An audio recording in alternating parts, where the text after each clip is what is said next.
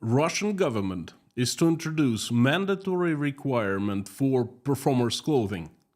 St. Petersburg Economic Forum brings surprises and lies. The Taliban officials keep traveling to Russia on official missions. Karma law starts working in Russia finally. Another successful drone attack on an oil refinery in southern Russia. Top government official admits 70,000 elevators in Russia are unsafe. The head of Russian FDA makes a big mistake.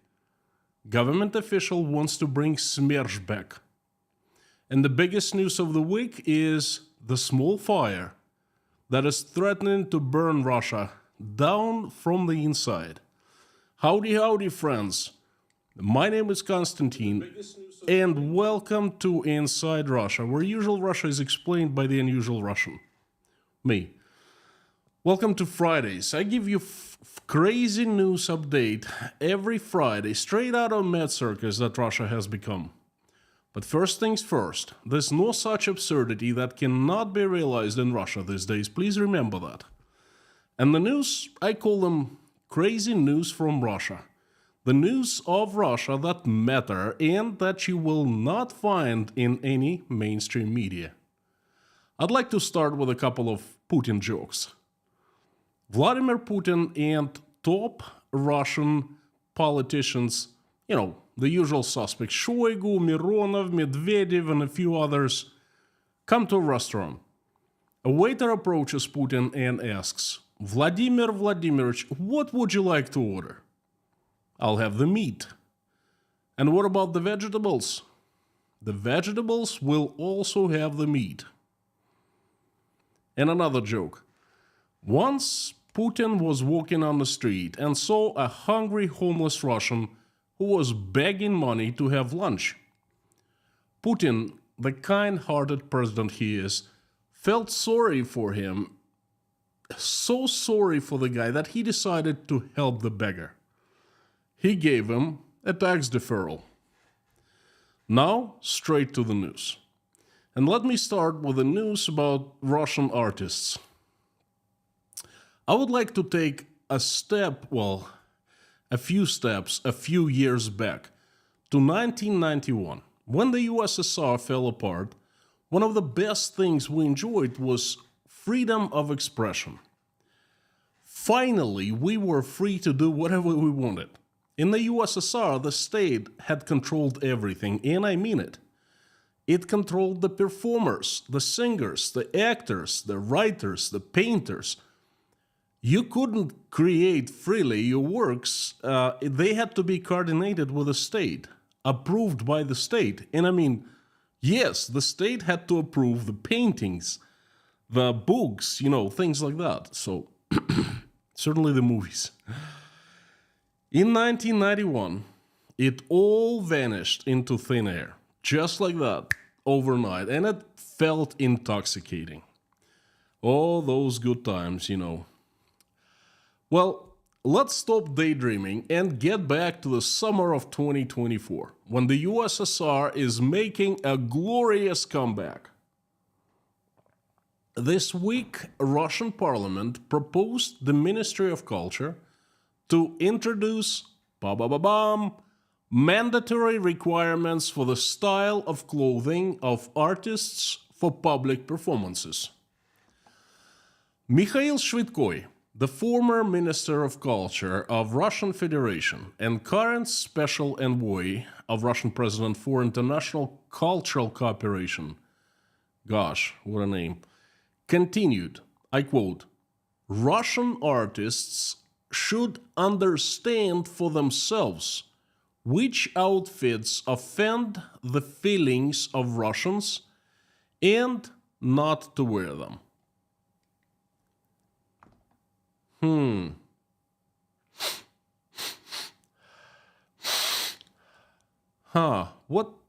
What smell is that?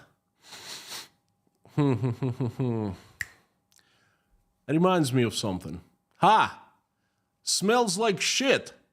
Smells like old rotten USSR. Oh, I remember that smell.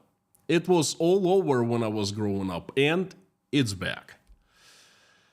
I also remember Shvitkoi from the 90s. He was actually alright. What the hell happened to that guy? And what happened to all of them? Another news comes from St. Petersburg, from the International Economic Forum that is happening there right now. And the newsmaker is Alexander Beglov, the governor of St. Petersburg.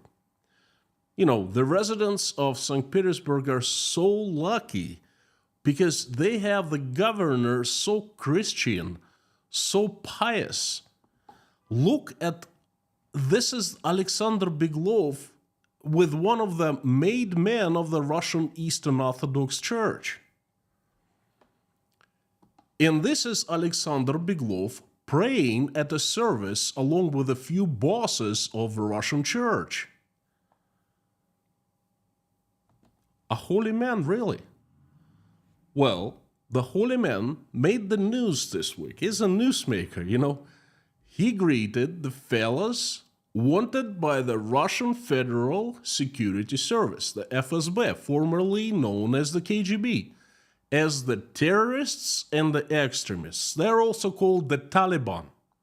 Yes, the Taliban were officially invited to the Economic Forum to St. Petersburg. And they came in a large group.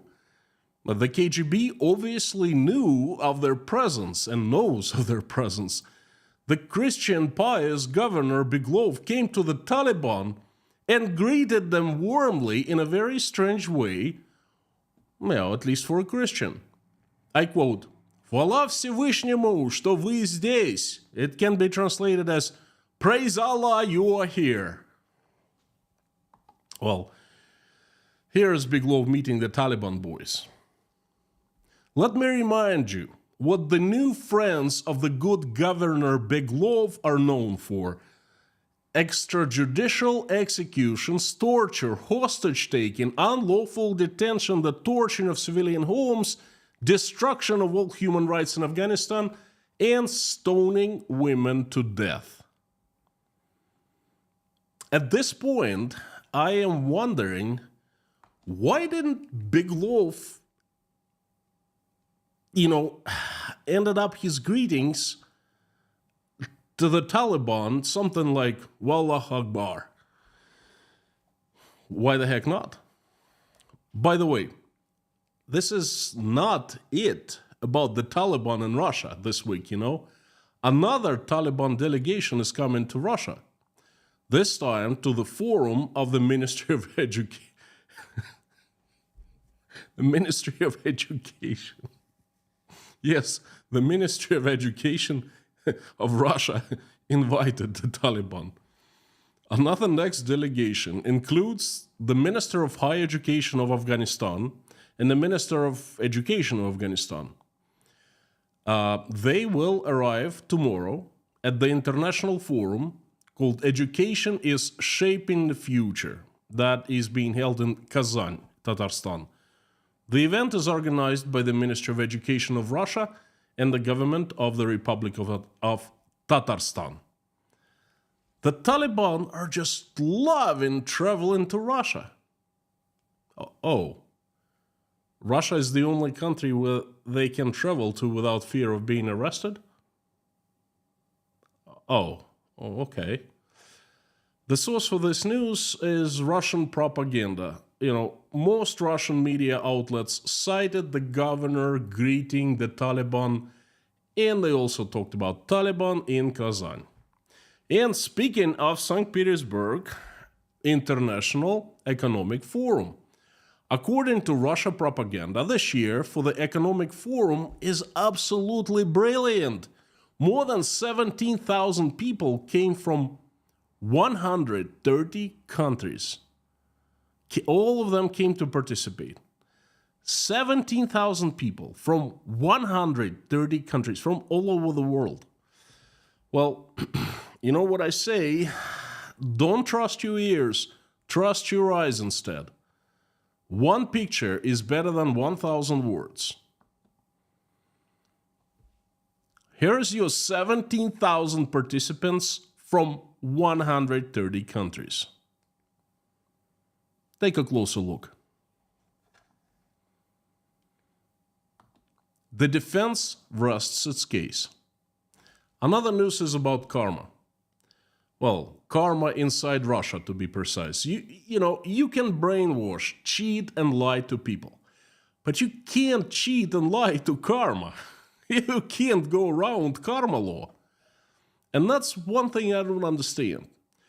Now, follow me here. Please help me out, okay?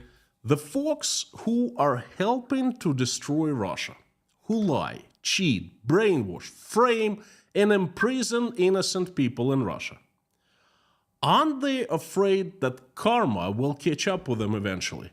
And I mean, it's inevitable, it always does. But they are acting as if they have no fear whatsoever. They're indestructible, immortal, and untouchable. I don't understand. Folks, please let me know in the comments. Am I the only one thinking like that, or perhaps you agree with me?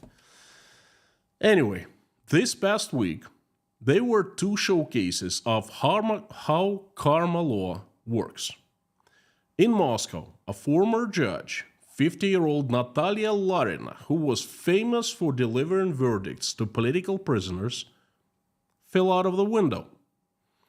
The police claims that Larina committed suicide because she was deceived by phone scammers for a large amount of money. Now, what amount of money so large that a former federal judge, an untouchable, a person on the very top level of Russian vertical of power, this political system, so what's this large amount so that person like that jumps out of the window for? Is it like $1 billion? Was she scammed for $1 billion? No. It's 2 million rubles or $22,000. That's the official version. That's what the police, the federal police claims, okay? So she jumped because she was scammed for 2 million rubles at age 50. I mean, not like she had another 20 years to go to make up those 2 million rubles, $22,000. But hey, now, something is fishy here, okay? How much exactly a federal judge in Moscow, well, in Russia, earns? It's not secret. It's public information. It's disclosed. Go to the website called Mosgorsud, Moscow City Court.ru, and you will find the salaries of all judges. And guess what? They vary from 2.9 million to 6.4 million of rubles per year, plus benefits. I take it at least the benefits consist at least their annual earnings, on top of the official salary. And get this is just what we know. This is just the official. And the rumors have it about Russian judges, you know what I mean. So, Judge Larina got scammed for a couple months of her salary. Perhaps even less than that. Is that enough for a 50-year-old woman to jump? Well, I give you Matthew 27:15. Early in the morning, all the chief priests and the elders of the people made their plans how to have Jesus executed. So they bound him, led him away, and handed him over to Pontius Pilate, the governor.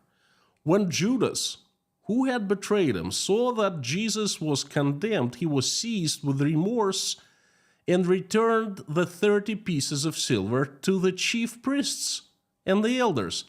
I have sinned, he said, for I have betrayed innocent blood. What is there to us? They replied. That's your responsibility.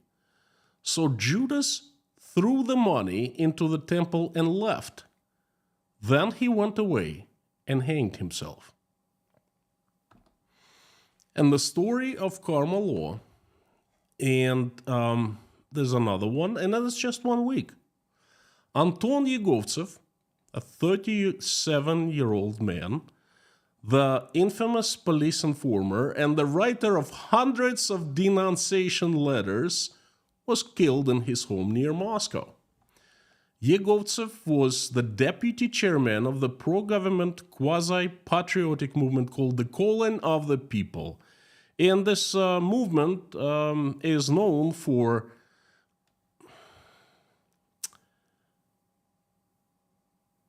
writing denunciation letters, let's put it this way. Yegovtsev wrote endless denunciations for Russian celebrities who were allegedly insufficiently patriotic or did not adhere to traditional values of Russia. Well, he was murdered yesterday. Police is investigating.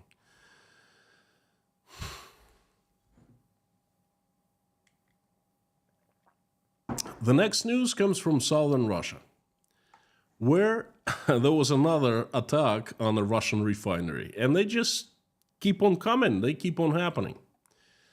And by the way, Russian government has just made confidential any information on the amount of gasoline and diesel production in Russia. Prison time for disclosing this information. Well, I guess things are getting pretty hot. Back to Rostov. Check this out.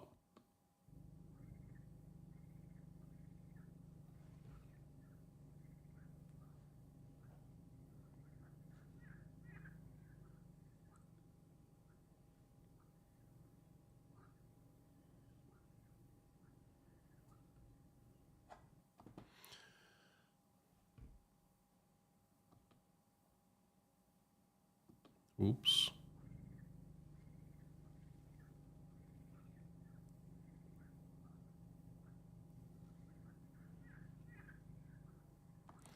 Novoshakhtinsky oil refinery, some 40 miles from the city of Rostov-on-Don, the place I know quite well. I was born and raised in Rostov, and I know the refinery. I tried to sell them our services, our product, power plant. I even know the guy who built and owned the place for a while. Hey, Rostov is a small place, a small town. Well, it's a big town, but everyone knows everyone. There was a drone attack a couple days ago on that oil refinery.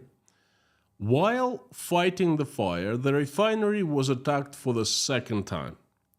According to Rostov Governor Golubov, there was no casualties. There weren't any casualties as a result of the drone attack. I beg to differ. There was at least one casualty. And that is the refinery itself. I mean, look at it. Look at it. No casualties. And today Golubov publicly announced that he lied before, saying there were no casualties. Today, he admitted that the technological process of refinement was disrupted. Therefore, the refinery is out of operation. It is the casualty. Well, thank you, good governor. The source of this information is Rostov governor's press service. Moving on to the next news.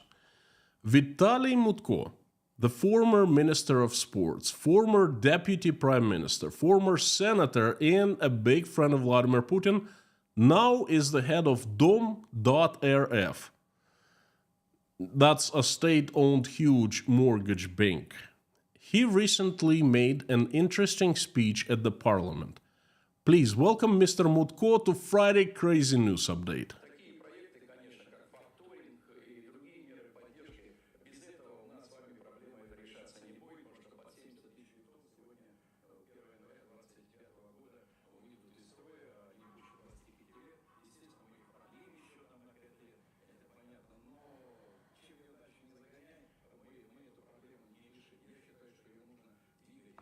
Well, not much I can argue here with the good fellow. He's absolutely right on. 70,000 elevators are nearing the end of their operational life and are becoming unsafe. And of course, Russian government will just extend their operational life on paper, just like Mr. Mutko said. But that will not make the elevators any safer, you know? Well, I guess they're gonna be safe on paper, but in real life. But I guess no one is really talking about people's safety, right? There's not much to say what Mutko said. And right after he said that, this is what happened with one of those 70,000 elevators Mutko talked about, and he's planning to extend the operational life of. Right in the middle of Moscow. Check this out.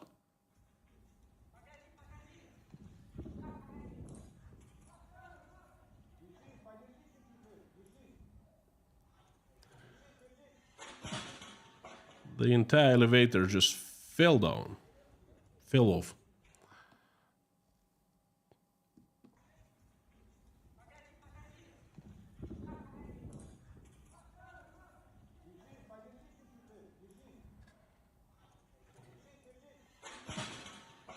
As far as I know, the guy successfully jumped off. He was not injured. This exactly what happens in real life when you extend operational life of an elevator on paper. That's just one elevator out of 70,000 all over Russia. Imagine what's coming in the future. And if someone tells you that Russia is not falling apart, well, just show him or her this video. By the way, there will be many more news like that coming. And if you want to keep up with other breaking news from Russia, become patron of Inside Russia.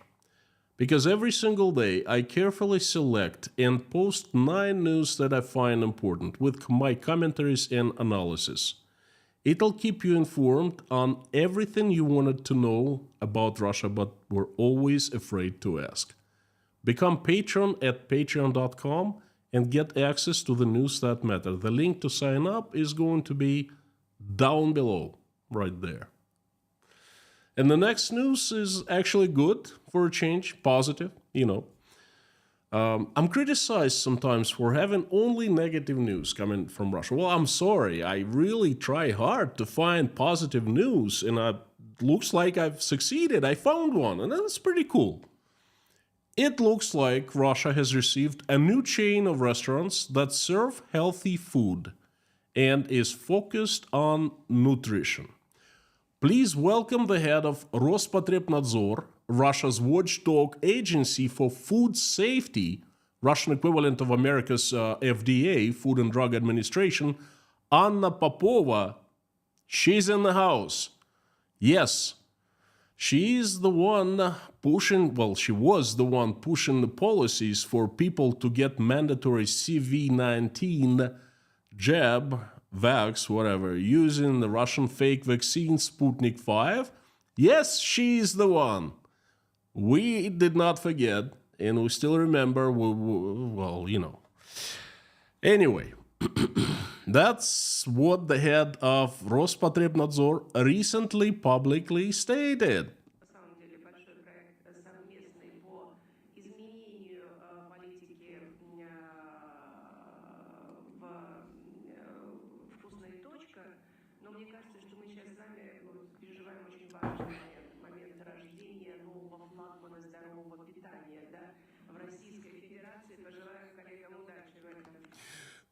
This is where I start laughing hysterically, okay?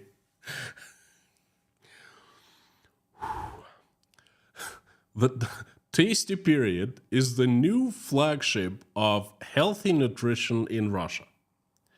She's very glad for McDonald's to leave Russia, to have left Russia. Tasty Period is the McDonald's, only with different name, different colors, and owned by a Russian. I made a video about 2 years ago comparing McDonald's and Tasty Period when that deal was made. You know, I'm gonna put a link right here. Check it out. It's, you know, you will see what Tasty Period is all about. Even worse, actually. 2 years after McDonald's left Russia, Tasty Period hasn't improved much. It's a rundown version of McDonald's now with much lower quality. Hey, business Russian style, cutting every corner possible. I guess Russia's top food expert doesn't think so. She doesn't agree with me. She thinks it's top notch and it's become healthy food, okay? Well, guess what? I don't call the Friday updates crazy news for nothing. FDA had saying it's crazy news. It's crazy news indeed. Yes, it's crazy. Whew. The next news comes from, well, it's a rare gem. Doesn't happen often, you know. It's truth. It's truth that comes out of Russian official of the top level, of the highest level, of, you know, somewhere close underneath Putin. Now, get ready, because you don't hear this often, okay? According to the Deputy Prime Minister, Dmitry Chernyshenko, a terrible demographic pit awaits Russia this decade. We will not have to wait for long to see that.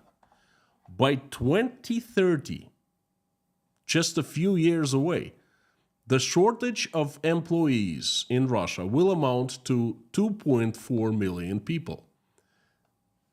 And the number of school graduates and university students has been on a fast decline. And the shortage of the personnel has become one of the main challenges that Russian economy is facing. No shit, genius! You're finally seeing that we've been seeing for and talking about for 2 years now. I wonder why such shortage already exists and is worsening, and it's gonna get even worse, okay? Perhaps because of millions of Russians are in the front lines and hundreds of thousands are dying. Or perhaps millions of Russians have fled the country. Or perhaps families are so optimistic these days on their future in Russia, they just keep on having more and more children, and there's a baby boom going on. Perhaps that's why Russia is facing the demographic pit, huh? Before I jump to the next news, that's absolutely crazy, okay? That's out there. I'd like to thank you, those of you who bought me coffees at buymeacoffee.com. You buying me coffees shows that you value my work. That's hugely important to me. That actually motivates and inspires. Thank you so very much. Just to let you know, I do buy coffee with that money, and I do buy English tea. I love English breakfast.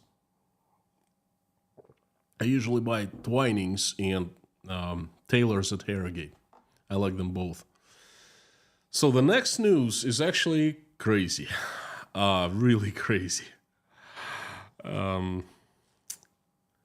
Meet Elena Penzina, the deputy of Krasnoyarsk Legislative Assembly. Penzina commented the statement of former oligarch Mikhail Khodorkovsky. His name you probably have heard. That's one of the Russia's opposition leaders. He served 10 years in prison in Russia, and he lives in exile now. So he said that 30% of European-minded citizens still live in Russia. And then Penzina, commenting that phrase, she called 30% of Russians traitors and proposed to revive SMERSH military counterintelligence service. Penzina wrote that in her Telegram account. I quote, "This was quite correctly recognized by the foreign agent," meaning Khodorkovsky, he's a foreign agent, "that about 30% of traitors remain in the country. And here, the long overdue question of the revival of SMERSH arises." This is not funny, folks.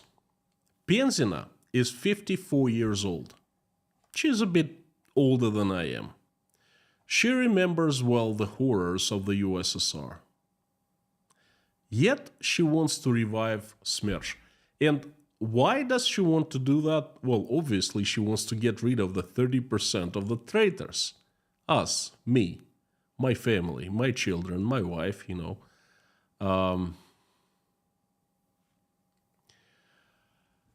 Many tell me, oh, you sure want to return to Russia after this madness ends and things will get back to normal.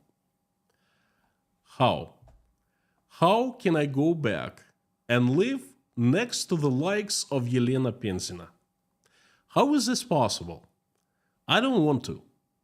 I don't want to bring my child to school where the likes of Yelena Penzina teach.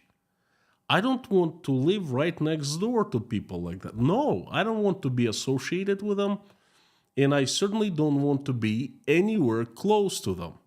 Thank you, but no thank you. No. Crazy news come from the crazy country. From now on, without me. The next news is fire. Literally. This is Buryatia, okay? Let me show you something. A train operator filmed his train making its way through burning forest, taiga.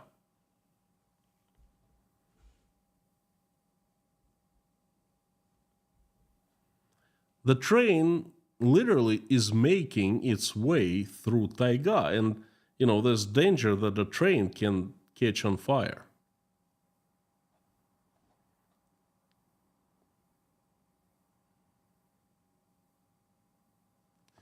Summer has come to Russia and has brought summer fires. Remember, we talked about it a few live streams back, a couple months ago. Winter brings cold, then a catastrophe happened in Russia.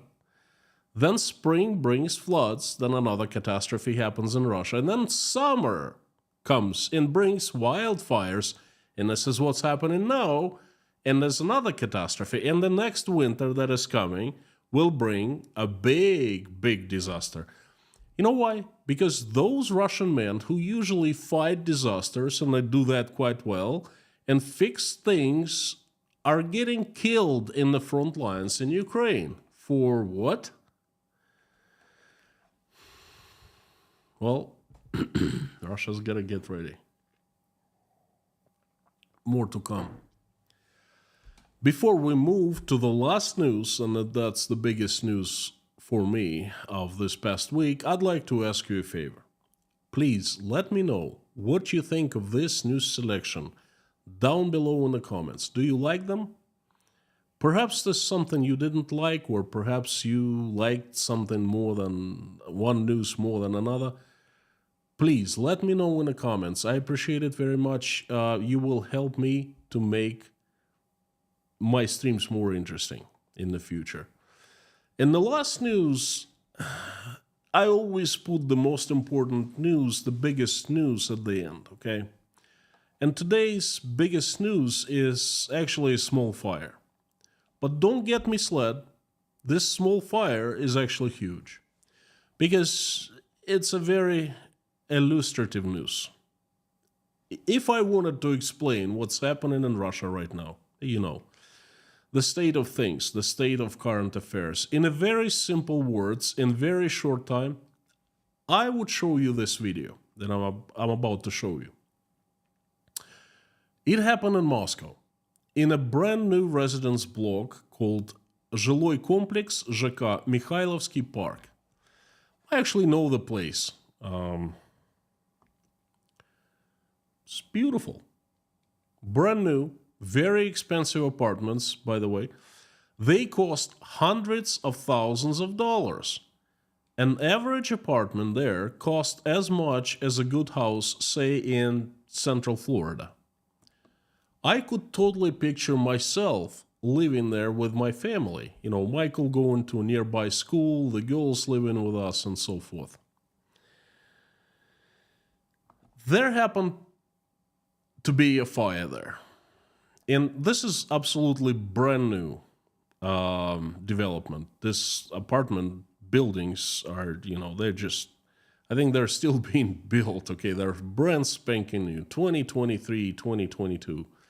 So there happened to be a fire, and it happens once in a while. And these buildings they're new. They have special firefighting systems, supposed to be really effective and good. That fire is nothing major, but still an open fire in one of the apartments that required professional services of firefighters. And this is what happened.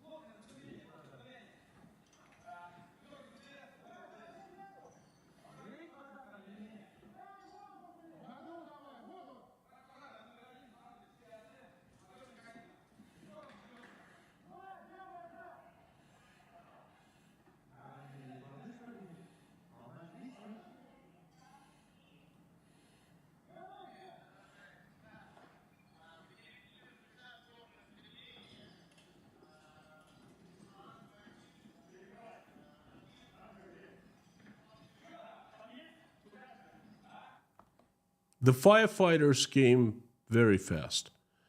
They were fully equipped. They even had an oxygen tanks. I've never seen that before, Russian firefighters. All they needed was the water supply. And obviously, it's a brand new building, well-designed firefighting system. Obviously, the water supply system for firefighters on every floor. I was in a tower that we lived in Moscow, and 25-story building. Well, you just saw what happened. There was no water. And this is how the firefighter had to put down the fire. This is what he had to do.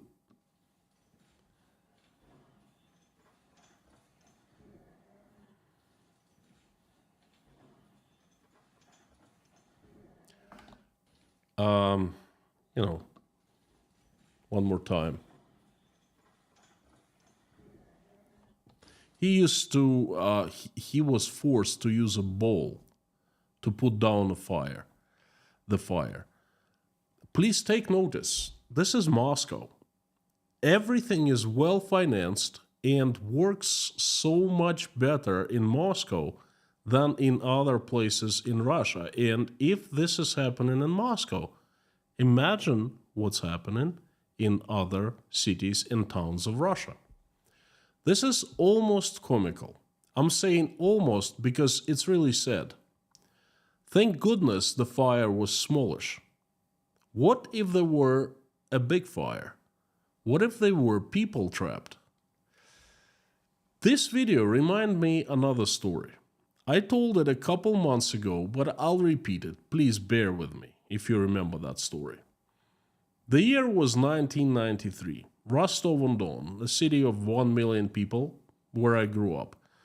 Well, I'm a teenager at the time, graduating high school. Rostov was a very densely populated residential area. A bunch of tenement blocks, hundreds and hundreds of them, and literally on top of each other. Not as fancy as Mikhailovsky Park, those tenement blocks were. They were old Soviet ugly buildings, old, run down, ugly on the inside, kind of ugly on the outside. But they were our homes. We lived there. This is all I knew. This is where my family, mom and dad and me lived. So, in our tenement block, there was a fire in a basement one day. Not a huge fire, just pretty much like what we just saw in the video. Nothing life-threatening, but plenty of smoke. There were 144 apartments there, approximately 700 residents, a few hundred families. We called firefighters, 02, then I remember the number, and we started waiting. We waited and waited and waited some more, then we called again, and we were assured that an engine was on the way. We waited again and waited some more, and then on top of that we waited. And then we called 02 again to check on things. The operator started yelling at us for calling so often. She was yelling that we were taking her time. But our home was on fire. The lady told us that there were other fires for firefighters to attend to. So we had to stand in line, so to speak. So we ended up calling 4 times. And the firefighters finally came. An old Soviet truck with a large tank of water. 1 hour was nothing unusual. Most of us weren't even surprised that it took so long for the firefighters to show up. Hey, we were hardened Soviet poor guys. You know, we waited in lines every single day. Waiting was in our blood. But what happened next was outright crazy. The firefighters arrived and they just stood there and watched. And people started asking, what the hell are you doing? Why aren't you, not putting the fire down? And the answer was very simple and was brilliant. We have nothing to extinguish the fire with. We have no water. The water tank is empty. Why the hell did you come then? We were asking them. Everyone was very upset. Well, you called the station 4 times. You were so persistent that the operator asked us to come to you. Otherwise, we wouldn't have come. Why there's no water? There was another question. As it turned out, they had daily quota on water, so they only extinguished fires in the mornings, while water supplies lasted. So that was 1993. And this is 2024, 31 years later. Russia is very different now. Life for Russians is very different. Yet, this example shows that Russia, somehow, in unbelievable way, I would never think that was possible. Russia has returned back to 1993. And let me tell you, 1993 was the lowest point in the life of our country. The communism was gone, and we were learning new ways. The capitalism didn't arrive at that time. The economic system of Russia was being rehauled, changed, and it was incredibly tough. Things were falling apart. But that was the lowest, and from that point, it started getting better. We had it tough, but we had hope. We were learning and getting better. We knew that things would get better. And now Russia is back to the point where everything is breaking apart again, but it's not because we don't know the new capitalistic ways. Oh, we've learned them well, we know what to do. And it's not because Russia is dirt poor like it was in 1993. Until recently, Russia was swimming in gold of the color of oil and of the smell of natural gas. The difference is that there's not much hope now because many people have gone mad. People have lost their freedom again. The power has been usurped again, like in the USSR. We know it's far from the lowest point right now, okay? It's pretty bad, and things are breaking apart just like in 93, but we know it's not the lowest. Back then it was the lowest, but not now. Things will be getting worse and worse. And that's not just firefighters. The situation is just an indication of what is generally happening. I mean, take that video with the elevators. Take that video of Mutko openly speaking to the senators in the Russian parliament saying, hey, we are in trouble. We are about to have 70,000 elevators that are not safe. Of course, we will, do something, cook the books, but you know what, we got to do something about it. Healthcare, energy, utilities, education, manufacturing, sport, everything. Anywhere you look, things have fallen apart. Russia is truly falling apart, folks. Only this time, right now, it's on the way down. And it's just starting the free fall. Unlike in 1993, when we were on our way up. Get your popcorn ready. There's plenty more to come. And it's a sad show, but that's a grand show. By the way, if you want to see how I was leaving Putin's Russia forever, and I did that in a hurry as I only had 36 hours, check it out right here. That's the video where I documented everything. Right here.